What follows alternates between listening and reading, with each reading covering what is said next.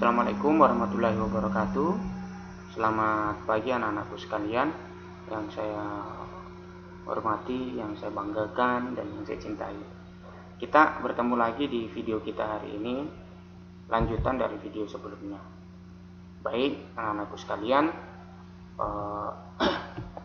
seperti biasa sebelum kita mulai pembelajaran, mari kita sama-sama berdoa menurut kepercayaan kita masing-masing, agar proses pembelajaran kita hari ini bermanfaat dan bernilai ibadah, sehingga ke depan hasil pembelajaran kita ini mudah-mudahan bisa berguna untuk anak-anakku sekalian. Berdoa dimulai.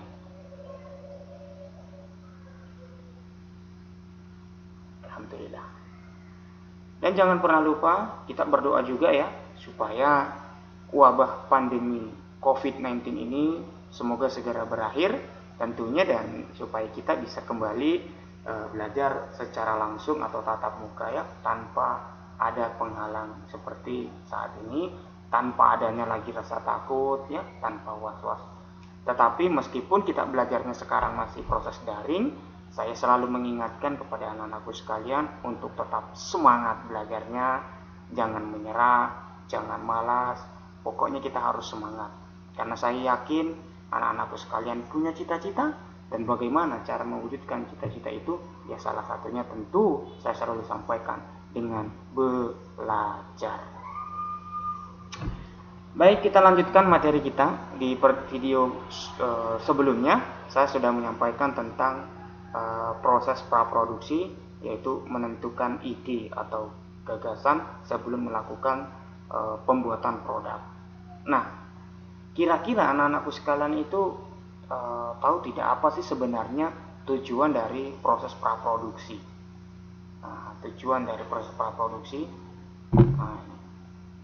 Jadi tujuan proses praproduksi itu ada beberapa hal. Yang pertama yaitu mendapatkan gambaran untuk proses produksi yang akan kita lakukan. Itu tujuannya. Tujuan yang pertama adalah mendapatkan gambaran untuk proses produksi yang akan kita lakukan, itu tentunya.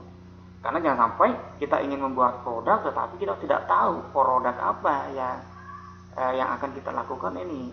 Lalu yang kedua, merancang naskah yang matang sehingga tim produksi dan pemain dapat memainkan secara teknis bentuk video yang akan diproduksi itu. Ya, gitu ya. Merancang naskah yang matang sehingga tim produksi dan pemain dapat memahami secara teknis bentuk video yang akan diproduksi. Lalu yang ketiga, sebagai panduan dalam pengambilan gambar, itu tujuannya, supaya memudahkan si juru kamera atau kameramen mengambil gambar. Nah, karena jangan sampai kita tidak ada tahap praproduksi ini, di lapangan kita kesulitan. Ini mau seperti apa model gambarnya ini, ukuran gambarnya apa, sehingga tentu kita harus dipersiapkan dulu ini. Lalu yang keempat, dan properti yang harus dipersiapkan gitu. Jadi kita tahu kebutuhan peralatan yang akan kita gunakan. Ya sampai kita tidak tahu alat apa saja yang akan kita gunakan ini saat kita ingin membuat film atau membuat video. Mau buat video tapi kita tidak tahu alatnya apa, itu akan menjadi masalah. Tentu makanya harus disiapkan di praproduksi ini, kita harus tahu. Lalu tujuan yang kelima itu atau yang terakhir itu dapat mengevaluasi seluruh persiapan sebelum tahap pelaksanaan. Jadi sebelum proses produksi, di praproduksi itu kita cek semua, apakah ini yang akan kita buat, kemudian adakah naskahnya, kemudian adakah panduan untuk juru kameranya, apakah kebutuhan alatnya sudah siap. Nah, itu jika ada belum siap maka baru dievaluasi. Itu tujuan dari proses praproduksi anak-anakku sekalian. Jadi sangat penting ya, proses praproduksi itu sangat penting jika kita ingin membuat sebuah produk video khususnya. Oke, di video sebelumnya saya sudah sampaikan bahwa di praproduksi salah satunya yang harus kita lakukan itu menentukan ide atau mencari ide atau konsep atau gagasan terkait tentang itu tadi, gambaran produk apa yang ingin kita buat. Jadi kita tentukan dulu, kita pikirkan dulu baik-baik. Nah setelah itu baru kita memikirkan membuat naskah. Membuat naskah itu termasuk membuat sinopsis, ya, kemudian membuat treatment, membuat storyboard, kemudian membuat shooting scriptnya. Apa itu sinopsis? Sinopsis itu adalah sebuah karya tulis atau sebuah karya yang biasa digunakan untuk membuat sebuah karya tulis berupa fiksi, komik atau teks tersambung. Nah, biasa juga disebut sinopsis ini sebagai ringkasan cerita. Ringkasan cerita dalam membuat karya tulis atau film, gitu ya. Jadi diuraikan di sana, dijelaskan secara singkat dalam bentuk uraian. Itulah yang disebut sinopsis. Kemudian treatment. Treatment itu adalah sebuah gambaran yang lebih detail daripada si sinopsis tadi. Kalau si sinopsis tadi uraian singkatnya, gambaran singkatnya terkait tentang apa sih ceritanya. Nah kalau si treatment ini dia lebih detail lagi, dia menjelaskan sebuah apa yang akan dilakukan, ya itu ya, ceritanya lebih jelas dia. Kalau si sinopsis tadi bisa saja misalnya poin ringkasan, dia diringkas dia. Kalau si treatment ini dia jelaskan secara detail atau lebih padat istilahnya, lebih lengkap. Kemudian storyboard. Storyboard itu adalah sketsa gambar yang disusun, sehingga nanti ini akan memudahkan dalam proses perekaman, membantu dalam proses perekaman storyboard. Karena semuanya dirangkum dalam ke dalam skenario shooting script. Contohnya storyboard itu biasanya kalau kita buat animasi atau buat film itu ada gambarnya ya, ukuran gambarnya itu seperti apa, misalnya close up kah, medium close up kah, atau long shoot, ukuran gambarnya itu. Kemudian ada shooting script.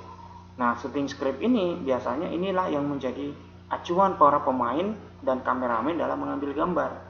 Misalnya si A ini berbicara apa yang dia katakan, kemudian ukuran gambarnya apa. Nah itulah yang disusun ke dalam shooting script tadi, itu disusun di shooting script ini. Nah ini biasanya shooting script ini sebagai panduan. Nah, makanya biasa kadang Anda lihat ya, sutradara itu biasanya dia tuh memegang sebuah teks. Nah itu disebut shooting script. Dia pegang bahwa kameranya suasananya di sebelah sini, si A artisnya jalan. Nah itu jadi panduannya, acuannya, ya itu shooting script. Jadi tadi itu misalnya si sinopsis itu ceritanya sudah ada, kemudian treatmentnya dijelaskan secara detail, storyboard gambarnya, konsepnya dijelaskan dengan storyboard, lalu si shooting script ini adalah panduan atau langkah-langkah yang akan dilakukan, yang kemudian disusun sehingga dalam proses produksi itu akan menjadi acuannya nanti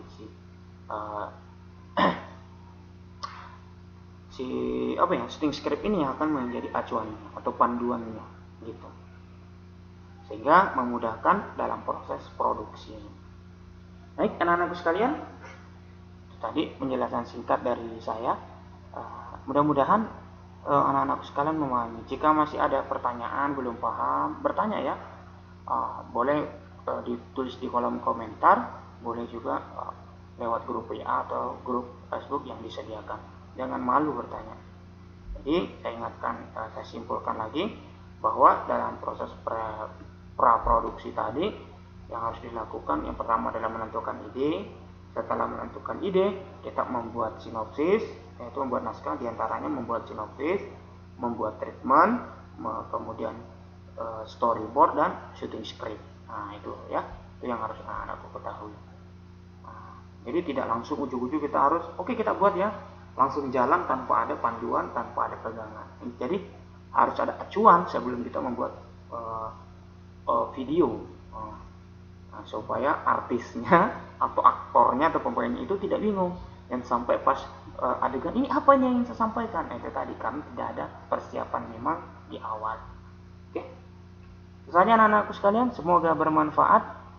Jadi anak-anakku boleh bertanya ya, kalau kurang paham jangan malu-malu bertanya. Nah ya, sampaikan saja. Kalau videonya kurang bagus juga tulis di kolom komentar, Pak videonya kurang bagus, nanti Pak Guru buat yang lebih bagus lagi ya. Nah, karena ini Pak Guru juga buat ini masih dalam kondisi terbatas ya. Laptopnya masih speknya rendah sehingga kualitasnya mungkin kurang bagus. Baik, terima kasih. Semoga ini bermanfaat. Kita ketemu di video selanjutnya. Jangan malas belajar, semangat belajar. Assalamualaikum warahmatullahi wabarakatuh.